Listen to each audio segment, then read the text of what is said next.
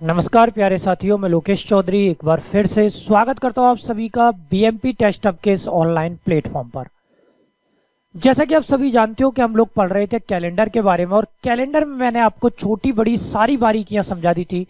तो आज जो हम शुरू करने वाले हैं वो कैलेंडर में क्वेश्चन से स्टार्ट करेंगे। तो सबसे पहले हम क्वेश्चन स्टार्ट करेंगे टाइप नंबर 1 से। तो बिल्कुल अपने कॉपी पेन लेके हो जाइए रेडी, क्योंकि मैं हूं आपके साथ और आपको समझाने वाला हूं कैलेंडर के इंपॉर्टेंट क्वेश्चंस कि किस तरीके से कैलेंडर को हमें सॉल्व करना है। तो चलिए सबसे पहले बात करते हैं हम टाइप नंबर फर्स्ट की। टाइप नंबर फर्स्ट, ये जो टाइप नंबर फर्स्ट आपके सामने आएगा, इसमें आपको क्या करना है, सबसे पहले हम सीखेंगे किसी दिनांक का वास्तविक वार निकालना। किसी दिनांक का वास्तविक वार निकालना। सबसे पहली हेडिंग जो रहेगी आपकी वो ये रहेगी कि हमें अगर किसी भी दिनांक का अगर वास्तविक वार निकालना है तो हम उस दिनांक का वास्तविक वार निकालने के लिए क्या प्रयोग में लेंगे। तो देखिए सबसे पहले आपको बता दूं, यहां पे वार निकालने के लिए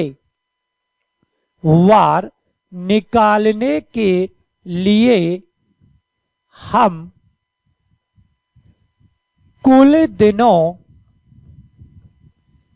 की संख्या का प्रयोग करेंगे। सबसे इंपॉर्टेंट जो पॉइंट नंबर फर्स्ट आपका रहेगा वो आपका यह है कि अगर हमें किसी दिनांक का अगर वास्तविक वार निकालना है तो वास्तविक वार निकालने के लिए हम कुल दिनों की संख्या का क्या करेंगे, प्रयोग। अब कुल दिनों की संख्या का प्रयोग तो हमें करना है, लेकिन ये कुल दिन हमें निकालने कैसे होते हैं। देखिए कुल दिन बराबर, अगर मैं देखूं किसी भी तारीख को, जैसे मैंने दिया 25 जुलाई,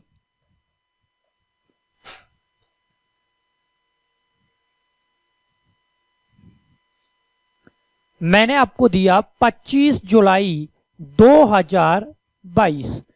देखिए 25 जो है ना, ये आपकी तारीख है, और तारीख को इंग्लिश में बोला जाता है डेट। क्लियर। तो सबसे पहले डेट का पहला लेटर आप उठा लेंगे, डी उठा लिया। उसके बाद जुलाई जो है ये आपका मंथ है, यानी कि महीना। इस मंथ का पहला लेटर आप उठा ले तो यहां पे आपका आ गया एम। ठीक है। मंथ के बाद देखिए पीछे के दो अंक आपके कहलाते हैं वर्ष, इसीलिए वर्ष को ईयर बोला जाता है, तो आपने क्या ले लिया, वाई प्लस। इसके बाद प्रथम दो अंक आपके सेंचुरी यानी कि शताब्दी, और सेंचुरी का पहला लेटर है सी प्लस। ठीक है। अब वर्ष जो है ये आपकी दो तरीके की होती है, साधारण वर्ष और लीप वर्ष। अब आपको यहां लेना पड़ेगा लीप ईयर, और लीप ईयर अगर लेना है तो यहां पे हमें लिखना पड़ेगा एल बटा। अब टोटल हम यहां पे क्या निकाल रहे हैं, वार, और वार जो होते हैं वो 7 होते हैं, इसलिए जितना आपका कुल दिन है उसको 7 से क्या कर देंगे, डिवाइड। मतलब कुल दिनों की संख्या में 7 का क्या दे देंगे, भाग। तो पहला पॉइंट आपका आ गया कुल दिन का फॉर्मूला, जिसको आप नोट कर लेंगे, लिख लीजिए। अब देखिए इनको डिटेल में पढ़ते हैं थोड़ा सा किस तरीके से इसमें क्या होगा। अब देखिए मैंने आपको डीएम बाई सीएल लिखाया, इसकी अगर पूरी थ्योरी लिखाऊं तो देखो डी जो है ना, इस डी का मतलब होता है दिनांक, यानी कि डेट। जो भी डेट आपको दे रखी है, दिनांक का मतलब क्या होता है, डेट। जो भी तारीख आपको दे रखी है, दिनांक दे रखी है, उसको आप डी के स्थान पर रख देंगे। जैसे फॉर एग्जाम्पल आपकी मैंने बताई, जैसे पिछले पॉइंट में मैंने आपको क्या बताया, यहां पे 25 तारीख है। ठीक है। अब ये जो 25 तारीख आपको दिख रही है, इसको हम डी की जगह पे ऐसा की ऐसा ही रख देंगे। इसके बाद नंबर सेकंड, डी के बाद नंबर आता है एम का, और एम का मतलब होता है माह यानी कि मंथ। ये मंथ दो होता है, ये आपका दो प्रकार का होता है। एक तो आपका होता है कौन सी वर्ष के महीने, साधारण, साधारण वर्ष के माह, और दूसरे आपके जो होते हैं वो होते हैं लीप वर्ष के माह। एक तो हमारे होते हैं साधारण वर्ष के माह और एक होते हैं हमारे लीप ईयर के माह।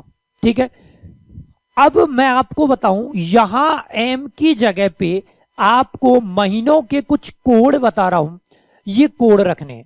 महीनों के जो कोड होते हैं ना, वो 12 महीनों के 12 कोड अलग अलग होते हैं, जो फिक्स होते हैं, उनमें कभी भी कोई बदलाव नहीं होता, उनको आप उसी तरीके में लिखेंगे। देखिए सबसे पहले कोड आएंगे 144 025, फिर आपका जोड़ा आएगा 0 36 140। इनमें आप महीनों के नाम लिख दें, जैसे ये आपका आ गया जनवरी का, ये आपका आ गया फरवरी का, ये आपका आ गया मार्च का, ये आपका आ गया अप्रैल का, ये आपका आ गया मई का, ये आपका आ गया जून का। आगे अगर मैं बढ़ूं तो ये कोड आपका रहेगा जुलाई, ये रहेगा अगस्त, ये रहेगा सितंबर, ये आपका रहेगा किसका अक्टूबर, ये आपका रहेगा नवंबर, और ये आपका कोड रहेगा किसका दिसंबर का। क्लियर? ये जो 12 महीने मैंने आपको बताए उन 12 महीनों के कोड है। अब जो महीना आपको दे रखा है उसकी जगह पे इनमें से कोड निकाल के आपको रखना है। फॉर एग्जाम्पल देखिए, डी हमने तारीख 25 को रखा, अब यहां पे जुलाई का महीना आपको दे रखा है। अब देखिए आगे जुलाई का जो कोड हमें दिया गया है वो कितना दिया गया है, 0। ठीक है, तो हमारे पास यहां पे जो एम आ रहा है, इस एम की जगह पे हम 0 को रख देंगे। क्लियर? चलिए आगे देखते हैं नेक्स्ट क्या है। अब ये जो कोड मैंने बताए हैं, ये कोड जो हैं ये आपकी साधारण वर्ष में माह के कोड हैं। साधारण वर्ष में माह के कोड हैं।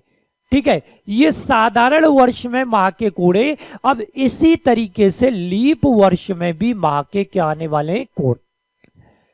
लीप वर्ष में साधारण वर्ष से एक दिन एक्स्ट्रा होता है, लेकिन वो कौन से महीने में होता है, वो फरवरी में होता है। ठीक है, अब फरवरी तक के कोड ही हमें केवल चेंज करने हैं। तो हमें क्या करना है, आगे हमें लिखना है लीप वर्ष में माह के कोड। लीप वर्ष में माह के कोड केवल 2 चेंज होंगे, एक तो आपका होगा जनवरी का और एक आपका होगा फरवरी का। देखिए जनवरी का कोड होता है 0 और फरवरी का कोड होता है 3।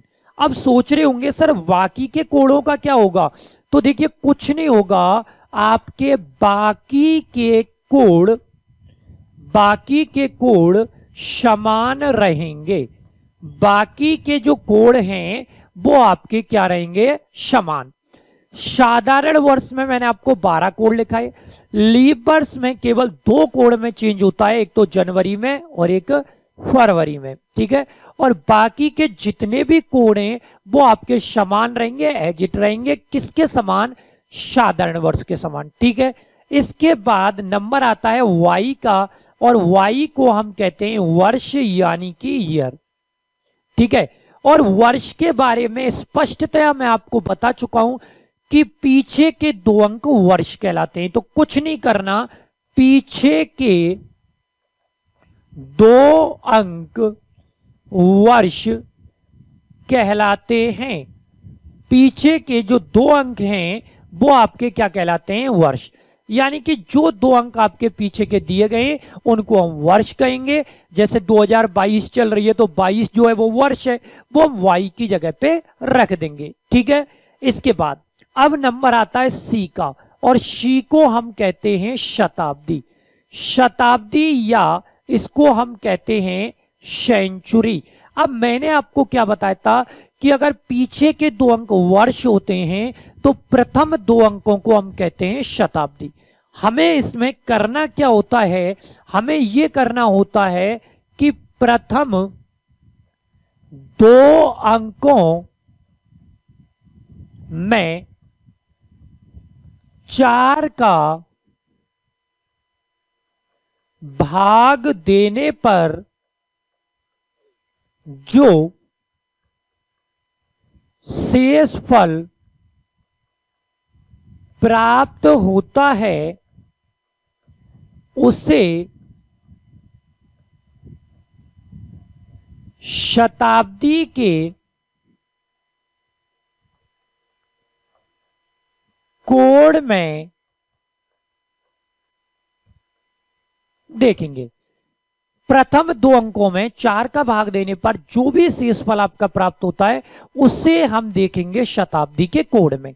मतलब सबसे पहले आपके सामने यहां पे मैंने लिखी शताब्दी, ठीक है, फिर आपका बचेगा यहां पे शेष,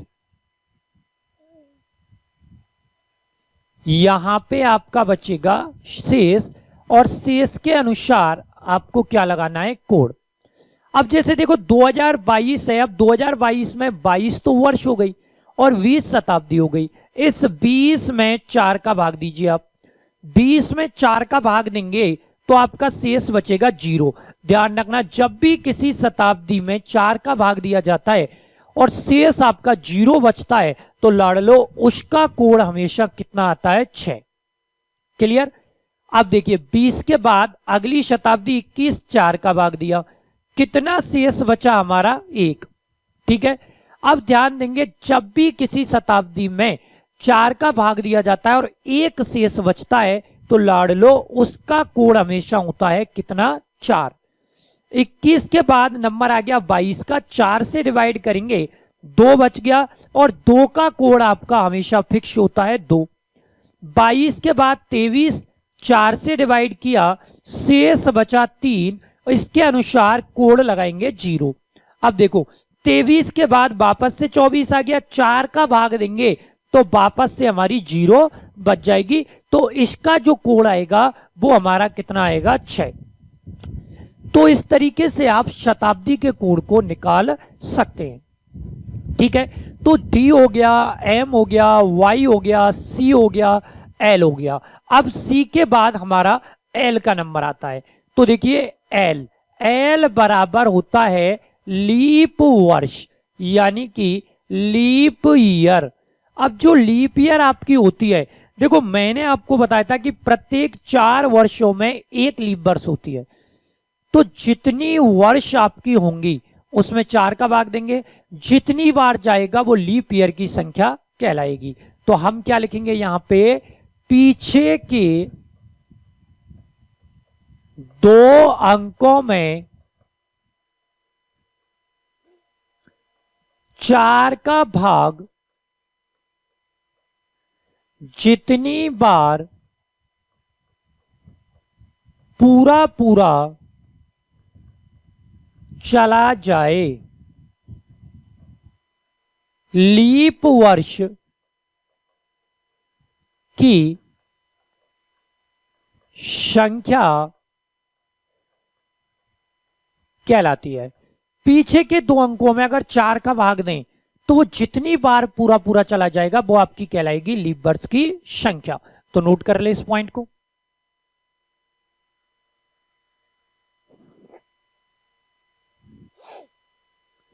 क्लियर यहां तक। अब देखिए, अब नेक्स्ट अगर हम पढ़ें तो एक नोट आपको यहां पे डालनी पड़ेगी जो हमने स्टार्टिंग में डाली थी। कुल दिनों की संख्या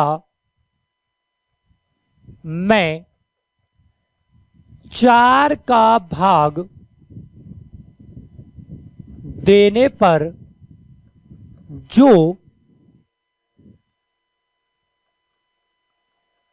शेषफल प्राप्त होता है उसे सप्ताह के कोण में देखेंगे।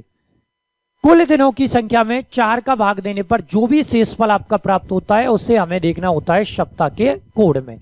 अब देखिए सप्ताह के कोड आपको इस तरीके से 0, शेष बचेगा 1, शेष बचा 2, शेष बचा 3, शेष बचा 4, शेष बचा 5, शेष बचा 6।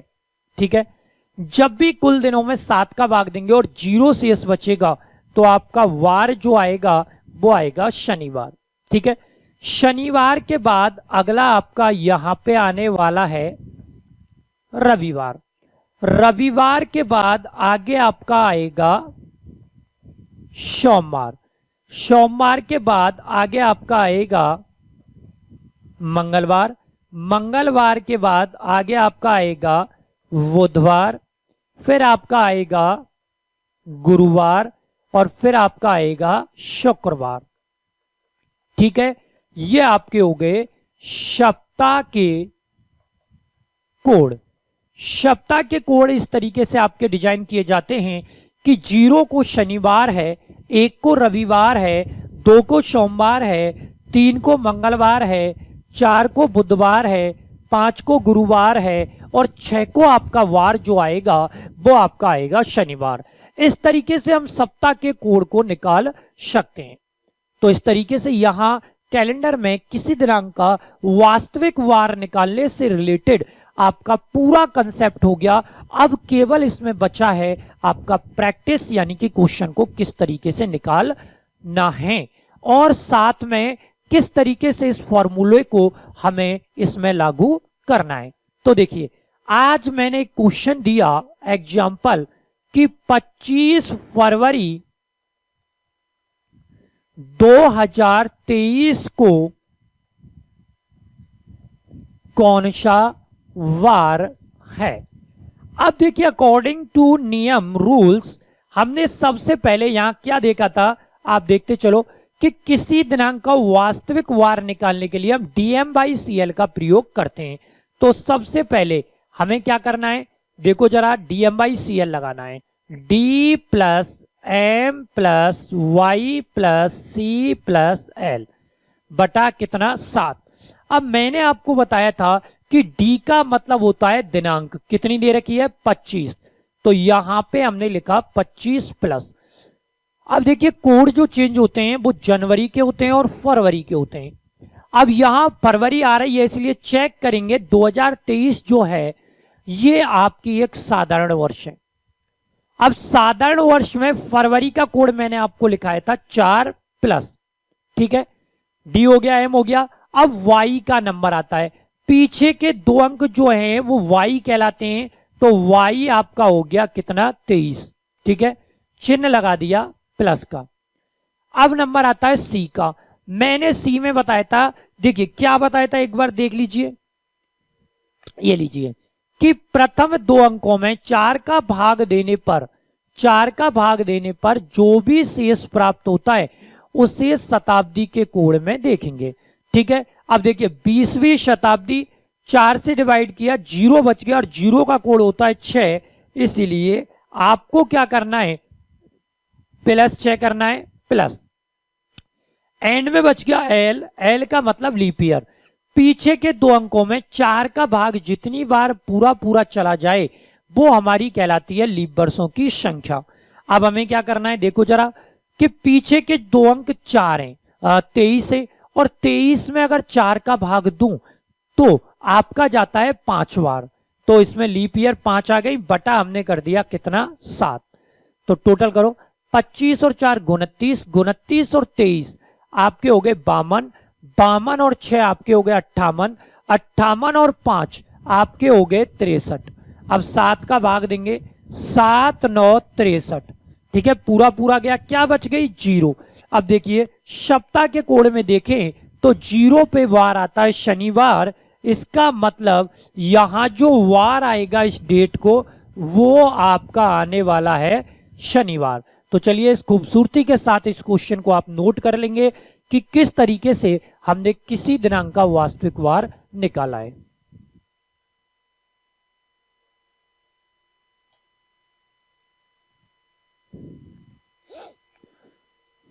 आई थिंक आपका क्लियर हो गया होगा। चलो एक और एग्जाम्पल देख लेते हैं।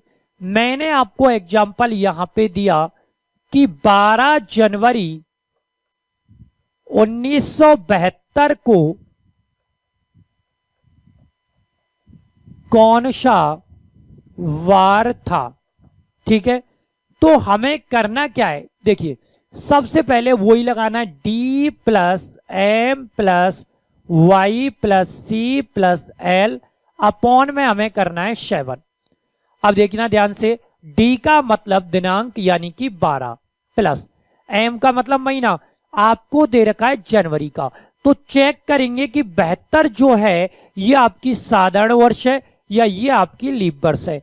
72 में जब 4 का भाग दिया तो 18 बार पूरा पूरा जा रहा है, इसका मतलब ये लीप वर्ष है। और लीप वर्ष में जनवरी का कोड होता है 0 और चिन्ह लगा दिया हमने किसका, प्लस का। क्लियर। आगे वर्ष जो दे रखी है वो 72 दे रखी है और चिन्ह लगा दिया प्लस का। अब आ गया शताब्दी। अगर 19 में 4 का भाग दें तो 4 चौके 16, आपका बच गया 3। और देखिए 3 का जो कोड मैंने लिखा था वो 0 होता है तो 0 लिख दिया। अब साइन लगाएंगे किसका, प्लस का। ठीक है, अब हमें निकालनी है लीप ईयर। देखिए 72 वर्षों में लीप ईयर निकालनी है तो 72 को 4 से डिवाइड करो और 72 में 4 का भाग दिया तो आपका बच गया 18 बटा आपने किया 7। तो 12 और 72 आपके हो गए कितने, 84।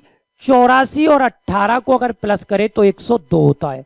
अब 102 में अगर 7 का भाग दिया जाए तो 7 एकम 7, आपका बच गया 3 2, 7 चौके 28, यहां पे आपका बच गया 4। अब देखिए 4 का अगर हमें कोड निकालना है तो देखिए 4 पे जो आपका वार आ रहा है, गौर से देखना आपका कौन सा आ रहा है, बुधवार। इसका मतलब इस क्वेश्चन का जो आंसर आपका आएगा वो आपका यहां पे आएगा कौन सा, बुधवार। क्लियर बात, 4 पे आपका आएगा बुधवार। तो इस तरीके से हम किसी भी दिनांक का वास्तविक वार निकाल सकते हैं। और जैसा कि आप जानते हो कि मुझे बहुत ज्यादा लंबी क्लासेज नहीं लेनी होती, मुझे प्रत्येक कंसेप्ट का केवल एक ही क्लास लेनी है ताकि प्रत्येक टाइप आपका क्लियर होता हुआ चले। और घबराइएगा मत, मैं प्रैक्टिस यहां पे क्वेश्चन कम करा रहा हूं, लेकिन जैसे ही आपका चैप्टर कंप्लीट होगा मैं बहुत ज्यादा आप लोगों को कराने वाला हूं प्रैक्टिस, क्योंकि क्वेश्चनों में समझने में और प्रैक्टिस में अलग मजा आता है। जब हम आगे जाके करेंगे तो हम जिस परीक्षा की तैयारी कर रहे हैं उसके मैं आपको क्वेश्चन दूंगा और बताऊंगा कि किस तरीके से किस एग्जाम में किस पैटर्न का क्वेश्चन पूछा जाता है। और ज्यादा से ज्यादा आपको क्वेश्चन कराऊंगा जिससे आपको प्रैक्टिस से रिलेटेड कोई समस्या ना रहे। तो चलिए, आई थिंक आपको ये बहुत अच्छे से समझ में आया होगा। अपने दोस्तों को जरूर बताइएगा बीएमपी टेस्ट हब के बारे में और बताइएगा कि सर रीजनिंग किस तरीके की पढ़ाते हैं, आपका कंसेप्ट क्लियर हो रहा है या नहीं हो रहा। तो चलिए आज के लेसन में इतना ही लेंगे, फिर मिलेंगे नेक्स्ट लेसन में इसके टाइप नंबर 2 के साथ। बहुत बहुत धन्यवाद। जय हिंद, जय भारत।